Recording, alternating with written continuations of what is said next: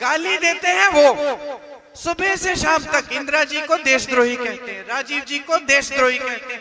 मेरे परिवार के हर सदस्य के बारे में कुछ ना कुछ पूछिए ही मत क्या क्या कहते हैं, और फिर आपके सामने आके शिकायत करते हैं कि कोई उनके बारे में उनको गाली दे रहा है। एक बार गाली नहीं दी, चरित्र ही नहीं है हमारा, सभ्यता ही नहीं है हमारी।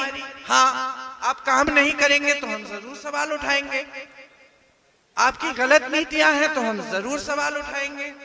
अब तो आप रो भी पड़े हैं जनता के सामने। अब इस ऐसे कमजोर प्रधानमंत्री तो मैंने जिंदगी में नहीं देखे।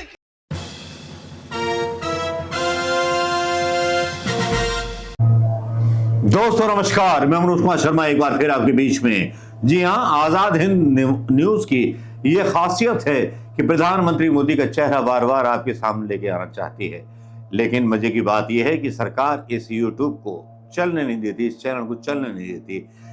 वीडियो चलता है तो कभी रेड टिक, कभी लाल टिक, कभी पाल टिक, कभी लाल टिक आ जाता है, क्योंकि प्रधानमंत्री मोदी जी को मुझसे बहुत सारी बेचैनी है पिछले 2 सालों से। लेकिन चलिए, रही होगी, लेकिन मैं अपनी बात कहनी नहीं छोड़ूंगा, क्योंकि बात मैं सबूत के साथ कहता हूं, बात अपने ठाट पर कहता हूं और अपने सबूत के साथ कहता हूं।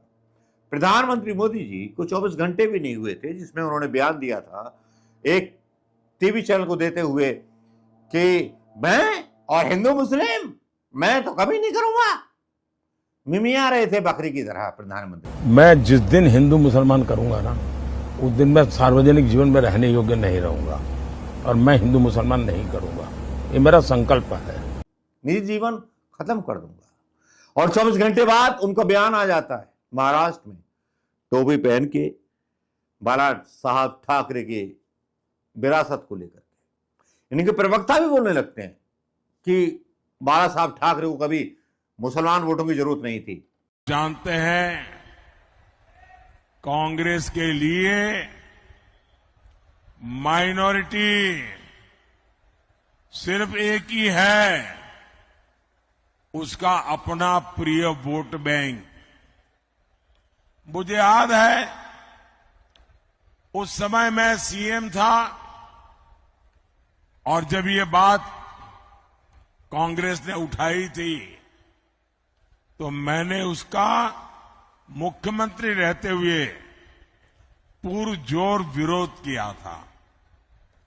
कांग्रेस उस समय चाहती थी कि देश के सारे बजट का 15% सिर्फ मुसलमानों पर खर्च हो। तब भाजपा के जबरदस्त विरोध के बाद ये कामयाब नहीं हो पाए थे, लेकिन अब ये सारे पुराने एजेंडे की भारतीय जनता पार्टी को बता दूं कि मुसलमान भी बाला साहब ठाकरे को उतना ही पसंद करते थे जितना किसी धर्मनिरपेक्ष पार्टी को। तो ये तो खैर गलत सोच है जो मीडिया में फैलाई जा रही है, और आप देख रहे हैं वो राष्ट्रीय चैनल की खिड़कियां जो प्रधानमंत्री मोदी के इशारे पर जो है हरकतें करती हैं। उन हरकतों को, उन पतंगबाजियों को आप देख रहे हैं। लेकिन दोस्तों, असली बात तो यह है कि प्रधानमंत्री मोदी जी का ये बयान आत्मघाती बयान निकला जब वो बयान उन्होंने महाराष्ट्र में जाकर के दिया। राशन कार्ड पर आप बात आती है, राशन पर बात आती है, और प्रधानमंत्री मोदी जी का जो दावा चलता है, जो चल रहा है झूठ पिछले 2 साल से 3 साल से, कि 80 मतलब विधानसभा चुनाव में चल रहा है कि 80,000 करोड़ लोगों को 5 किलो राशन फ्री। कांग्रेस के जमाने में फूड सिक्योरिटी बिल लाया गया था, तब 35 किलो था। प्रधानमंत्री मोदी ने 30 किलो काट दिया, 5 किलो कर दिया। किसी मीडिया ने आपको सच बताया? नहीं बताया होगा, क्योंकि बस आपको राम मंदिर के मसले में उलझा दिया, और मंदिर बन जाएगा तो सब कुछ हो जाएगा। और एक बेवकूफ सीएम बयान दे रहा है कि 300 सीट दी तो हमने राम मंदिर बनवा दिया, 400 सीट दोगे तो हम ज्ञान वापी मंदिर बनवा देंगे, ये बनवा देंगे। लेकिन भैया, हिंदुओं को रोजगार कब दोगे? कहानी तो रोजगार की है। हिंदू जब शक्तिशाली बनेगा जब उसके पास नोट होंगे। लड़का जो है अपना मकान खुद खरीदेगा, अपनी खेती खुद खरीदेगा, उसका बाप खेती में बहुत ज्यादा कमाएगा। बहुसंख्यक मेजोरिटी का इस्तेमाल कांग्रेस करती है तो अंजना कश्यप पूछती है ये आपने क्यों कर दिया, मिर्ची लग जाती है अंजना कश्यप को। बहुसंख्यक बात पर भी बहुत सारी चीजें हैं। जब सीटों का बंटवारा जाति पार्टी के आधार पर हो सकता है तब फिर पार्टी के आधार पर बहुसंख्यकवाद की व्याख्या नहीं होनी चाहिए। व्याख्याओं को किया जाना चाहिए। प्रधानमंत्री मोदी जी के बयानों की व्याख्याओं के बारे में अगर अंजना कश्यप सीरियस होती और देश हित में होती तो इनको बात करनी चाहिए थी। क्या होगा इनका 4 जून के बाद? इन पर कितने देशद्रोह के मुकदमे दर्ज किए जाएंगे उन पत्रकारों पर जिन पत्रकारों ने मोदी मीडिया का एजेंडा चलाया, इस देश को 10 साल तक गुमराह किया, इस देश को बिक जाने दी। इन पर आरोप लगेंगे, इनसे सवाल दरबदर पूछे जाएंगे गरिबान पर, और पूछे जाने चाहिए। और ये देश की जनता जानती है इस बात को। जिस तरह के सोशल मीडिया का लबो-लुबाब दिखता है और जिस तरह से अमेठी की जनता परेशान दिखती है उस तरह से सब परेशान। प्रधानमंत्री रोते हैं, उसके बाद कुलभूषण शरण सिंह रो। बात सीधी सी समझ में आती है कि भारतीय जनता पार्टी को डर है कि वो हार रहा है और भारतीय जनता पार्टी को डर होना चाहिए। और रोते हुए प्रधानमंत्री पर प्रियंका गांधी क्या बोलती हैं? प्रियंका गांधी एकदम इस तरह से आई हैं जैसे कि इंदिरा गांधी की आत्मा प्रियंका गांधी के अंदर आ गई। आज वो अपनी दादी का उदाहरण देती हैं एक बयान में जिसमें बोलती हैं कि उनके 33 साल का बेटा मरा था, पब्लिक के सामने रोई नहीं थी। बेटा मरा था लेकिन बेटे की शहादत पर उन्होंने कभी बीजेपी पर आरोप नहीं लगाए कि इन लोगों ने हत्या कर दी मेरे बेटे की। कभी रोई नहीं, कभी झुकी नहीं।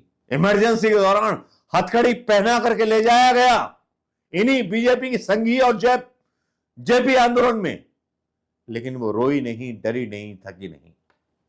ये वही गांधी परिवार था जो राजीव गांधी, जब सोनिया गांधी नाराज थी तो राजीव गांधी ने सोनिया गांधी जी से बोला था मेरी नियति यही है, मुझे मार दिया जाएगा और देश के लिए कुर्बानी बहुत जरूरी है। वो जानते थे कि देश में सत्ता के लिए षड्यंत्र बीजेपी वाले किस तरह से कर सकते हैं, लेकिन उन्होंने संघ पे आरोप नहीं लगाए। उच्च स्तरीय जांच अगर हो गई होती नरसिंह राव के जमाने में तो पता नहीं कितने बीजेपी के नेता जेल चले गए, नहीं कराई गई।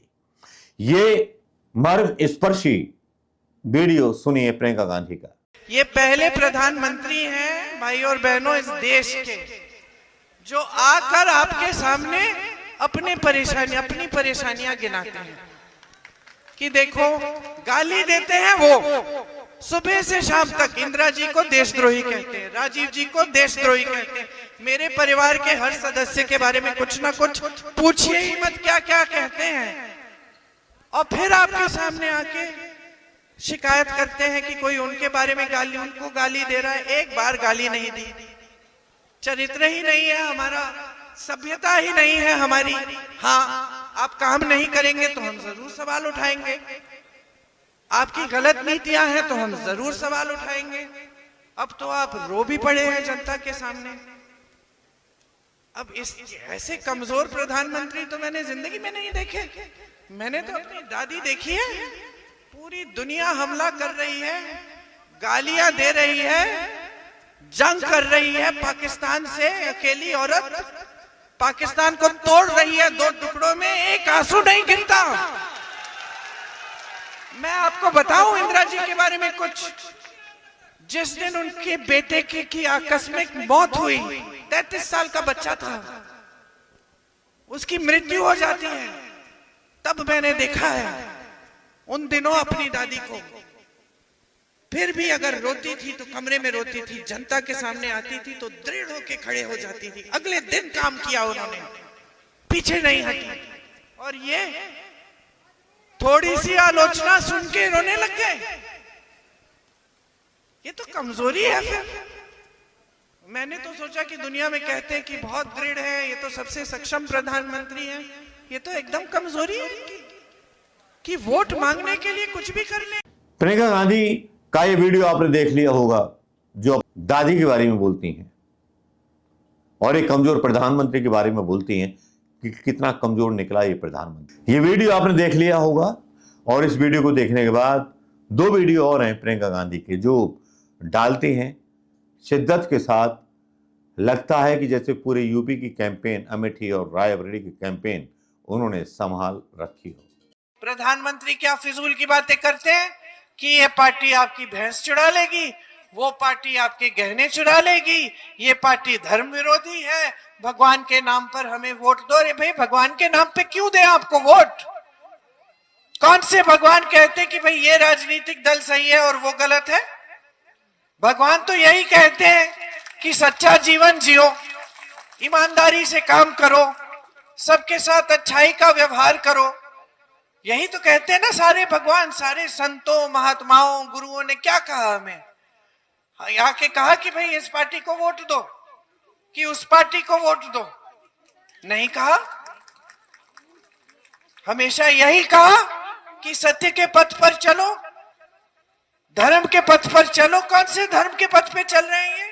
रोज रोज झूठ बोलते हैं, रोज जनता के सामने कोई वादा कर देते हैं जो पूरा ही नहीं करेंगे। 15 लाख आपके खातों में आए, इनका वादा था। आपको 2 करोड़ रोजगार मिले, 30 लाख पद खाली पड़े हैं, वो भी नहीं भरे इन्होंने। आपको 13 रुपए की चीनी मिलेगी, क्या हुआ? चीनी मिली? चीनी मिलनी ही बंद हो गई। छत्तीसगढ़ में हमारी सरकार ने 35 किलो राशन दिया, आज आपको 5 किलो राशन पकड़ा के मोदी जी अपना फोटो उस पे चिपका के ऐसा कर रहे हैं जैसे बड़ा एहसान कर दिया आप पे। हमारी सरकार 35 किलो दे रही थी, भाजपा की सरकार आई उसको 5 किलो कर दिया। समझ लीजिए कितना विश्वासघात हो रहा है आपके साथ। मोदी जी कह रहे थे पकौड़े तलवाएंगे, अजीब अजीब सी बातें करते हैं। चुनाव में आते हैं, आपकी एक काम की बात नहीं करते। चुनाव के मंच पर जब आपको भाषण देते हैं, क्या भाषण देते हैं? कहते हैं सावधान रहिए।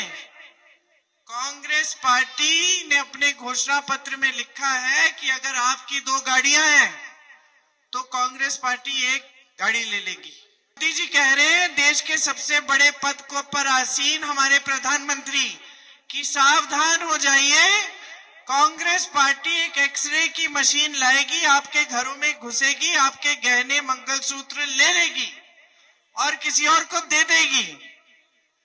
ये कह रहे हैं, गुजरात में गए, इन्होंने कहा कि सावधान रहिए, अगर आपके पास 2 भैंसे हैं तो कांग्रेस पार्टी 1 भैंस चुरा लेगी। बेरोजगारी बहुत बड़ी समस्या है जिसके बारे में तेजस्वी यादव बहुत सारे चैनल्स पर अपना इंटरव्यू देते हैं और हवा बदल रही है इंटरव्यूज की, क्योंकि राष्ट्रीय चैनलों पर वो भी इंटरव्यू डाले जाने लगे हैं जो प्रधानमंत्री मोदी का गरेगान पकड़ करके सीधे प्रधानमंत्री मोदी से सवाल पूछते हैं।